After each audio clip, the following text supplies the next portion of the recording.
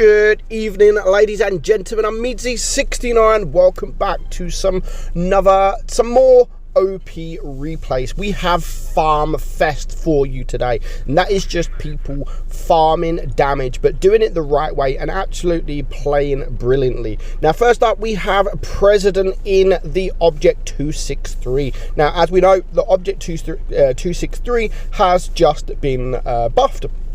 Got a slight nerf with the accuracy, but you know, it's still a decent tank. But this replay was before the update. I'd recorded it before, and it's such a good replay, and it's a perfect example how to farm in an Object 263. So because of the gun depression, that makes the tank sort of a bit not sluggish, but it makes the tank very difficult to play in certain positions. You can only really play it well on flat surfaces, and this is why it is called the YOLO wagon. It's got extremely powerful gun. It's got extremely well armored front plate, and sort of all around, really, not the side, but overall it is a great tank. The only thing that the tank lacks is that gun depression, so you need to be very careful when playing this tank into the positions that you get in. You want to get into those positions where you can actually deal damage, not into positions where you can't get your gun down enough to get the shots out. So President, he is very, very patient. He's just waiting. It is a 5 versus 5 at the moment, 2 tanks down on each team, and he waited a while.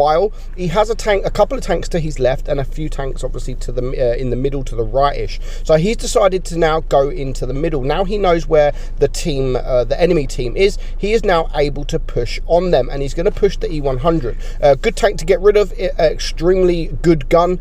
Does high alpha, and it doesn't have much DPM. So going for this kind of tank, the Object 263 is great at taking these kind of tanks out because of the low DPM the tanks have got.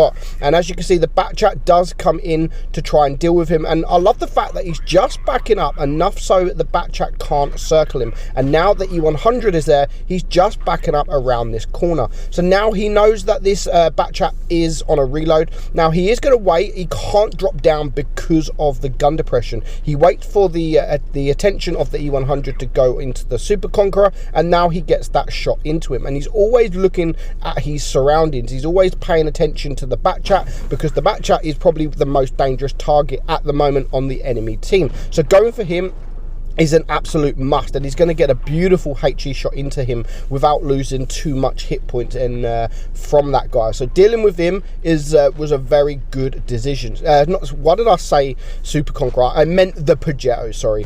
So now the Progetto is about to die. He does get behind this E4, and because of that, he is able to pump out some beautiful HE there. 750 HE shot into that E4. Now the E75 has just made it a little bit more difficult for him, because he's unable to clear this E4 because this E75 is in the way. He really needs to just sort of get out the way from this E75, take out the E4, and then hopefully can deal with this E75. But because of the DPM on this tank, he's still able to get around the corner and take a few shots into this guy. He's bouncing all these shots as well.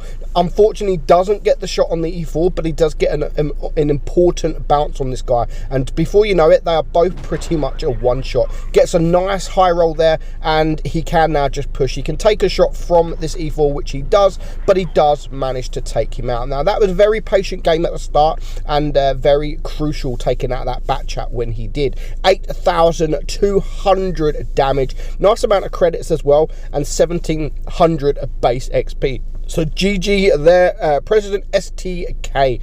Next up, we are on Faust, and we're going to watch Wusha. He's driving the SU-122-54. Now, watching this, I absolutely love this battle. As we know, the SU-122 is the highest DPM tank in the entire game. When you're up against tier 8, you can really get that DPM, and you can really bully tanks because of that DPM. You can still do that in tier 10, but obviously there's bigger guns in tier 10. You don't have that good of amount of hit points. I mean, 1,696, almost 1,700 hit points. Basically, you have just enough, just more more hit points than this IS-5 just there, and you're a tier higher.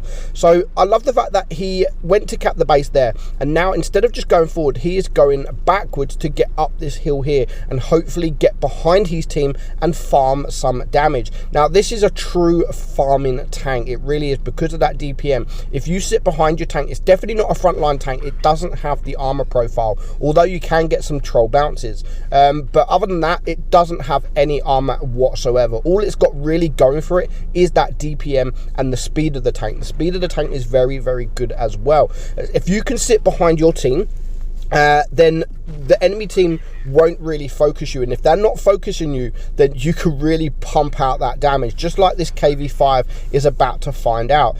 He's just sitting there. He does take out the ISU 152, which is a dangerous target, but our guy here is just able to farm on this KV5, who just wants to sit there and not move. He just wants to bleed hit points, and as you can see, look, every time he gets shot, he moves back a tiny bit, but yeah, it's not enough. But it is now a 7 versus 4, so there's still a lot of work to do, and he does now manage to take out that KV5. So before you know it, he's on 3.2k damage. Gets a nice snapshot there into that WZ 120. As we know, that's a decent tank as well, pretty OP in the right hands and when you're sort of top tier. So that was a nice snapshot into him to bring his damage now up to 3.6k. His team are all around. They are all around this area. There is still a few hit points to deal with. There goes the VK168, and now it is a 3 versus 6. It's just made it a little bit more difficult. There goes the Action X on the enemy team. He does get a nice bounce there, 420 bounce, and he's on 3.6k damage, but as you can see, there is still a lot of hit points. The IS-8, the Lerva, they are basically still full hit points, and there's 3 other tanks. Yes, the Waffle is a one-shot, which he now gets taken out, so they really need to take out these one-shot tanks, because they can still be a very, very dangerous. So now it is a 2 versus 4. He was going to go down, but he just changes his mind there and just backs up. What's he going to do? He's now thinking, okay, so we need to cap. We are losing on supremacy points. So he's going to get behind the Tiger 2. The Tiger 2 is up there. So what he's going to do is just get behind him. The Lerva is taking the shots as well, but he's now got the building to the left. So if he wants to get out the way, he can get out the way. But now it is a 1 versus 4. They are dramatically losing on supremacy points, but this is where DPM comes in hand, and he is going just to farm this IS-8 now. Hopefully before this Lerva can come around the corner, and hopefully he does clear him and not low roll, and he gets a lovely bounce there from the Lerva as well. It's only going to take 2 shots for this Lerva to clear this issue, so he does need another bounce before he'll be able to take this guy out. It's going to take another 2 shells to clear the Lerva, but at this point now he is able to reload before the Lerva, and now here comes the AT-15. He just about takes out the Lerva, brings the supremacy points very, very close. There's the WZ 120, so he really wants to take him out, and he does manage to do that just before the AT-15 comes at him. So now they are winning on supremacy points. He is on 7.7k damage. Now, a lot of people at this point in the game will just worry about damage. They're on 7.7 in a tier 9 game. He can finish with well above 8,000 damage, but he is not. Damage is not on his mind right now. The only thing that is on his mind is winning the game, and I love that mentality. I love that. You don't see that often, and I mean, he's not just running away. He's gone to cap B. The AT-15 luckily is a very slow tank, and this is a very fast tank, so he's able to cap B very, very easily. And if now he's able to cap B very easily, he will be able to get across to A and cap that very easy. So I love the fact that he's not worried about damage at this point. All he's worried about is winning the game, and at the moment they are winning on supremacy points. But if the AT-15 now was to go and recap B, then it would still make it a little bit more difficult for him. So of course he's now gone over to A, and he is capturing A, and that will then be 3 cap points for his team, and it makes it just look a little bit easier. So at this point, with the cap points, I mean, he could stay around one of the caps and try and farm. I mean, he's on 7.7k damage. He now knows that the AT-15 is at cap B. So most people now would go and try and spot at cap B just to try and get one more shot off to break that 8,000 damage mark. But he's not looking at doing that at all. Now it is 2 caps each, but obviously now he is on nearly 900 supremacy points, and at this point it's going to take a while for the AT-15A to even go from B to C, and I think he knows that. Like, if I was the AT-15, I would probably be heading towards C, because of you'd think that he's going to try and recap that base. But he's not looking at recapping. He's like, okay, we've got the cap points. There is no way that this AT-15 is getting to D or getting to A in time. So he's just going to wait it out. He's just literally going to wait it out and be very patient and be happy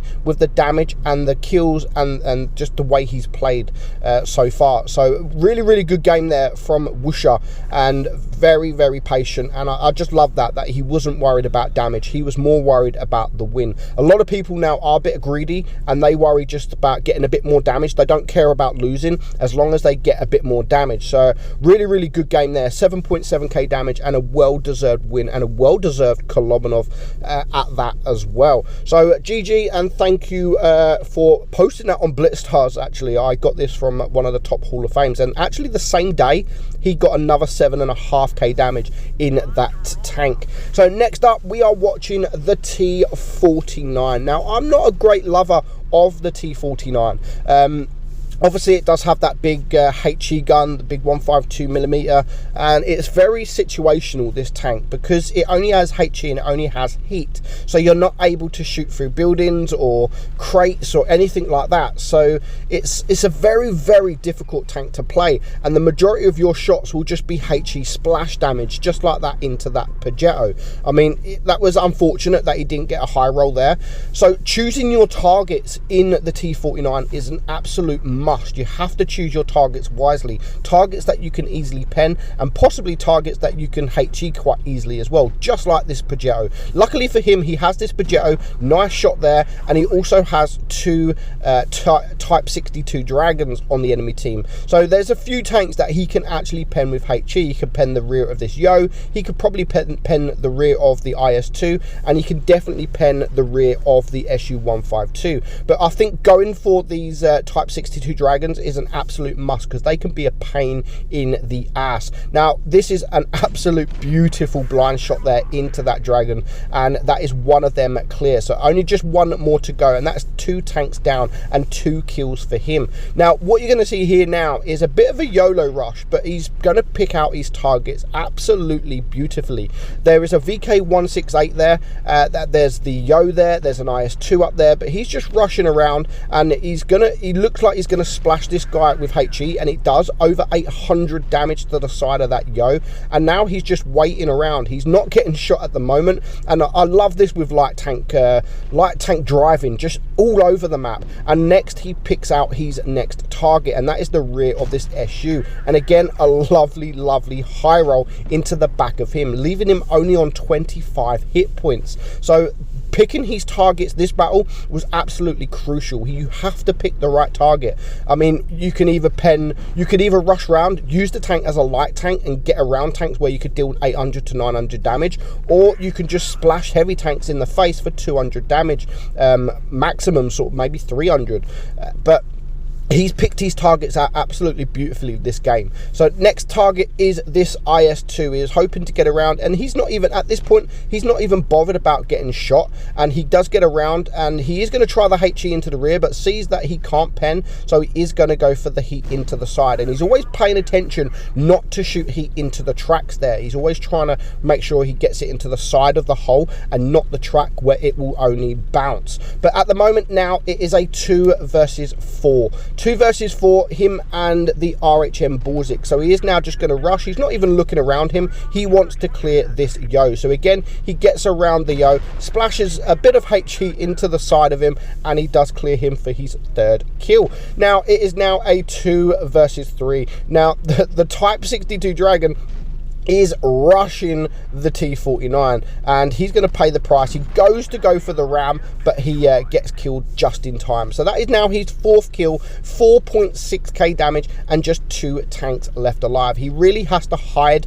from this VK. At this moment, I would be probably going to the right side around to make sure you don't get shot from this VK, and try and deal with the IS-2, who is a one-shot. But for now, he does splash a bit of HE into the front of the VK, and now he's going to use this building. And just before he reloads his shell, the IS-2 is spotted, and he does get a nice HE shot into him to clear him for his 5 kills. Now 5.1k damage. In fact, he's done nearly 6k damage because he has the blind shot as well into that Type 62. And now the Borzik is going to take the attention of this VK-168, and he's now able to now use the tank's mobility, get around him, and try and fire the heat where he's going to do more damage rather than just splashing him with HE. So now he is a one-shot. This VK is a one-shot. The Borzik is a one-shot, but he can still take a couple of shots. So the ball is in his court, and he should not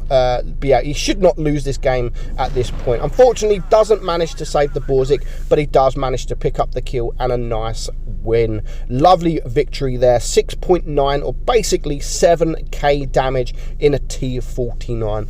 So thank you guys, those replays were absolutely brilliant, and I hope you guys enjoyed it. I'm Meadsy, and I'll catch you all soon. Bye bye.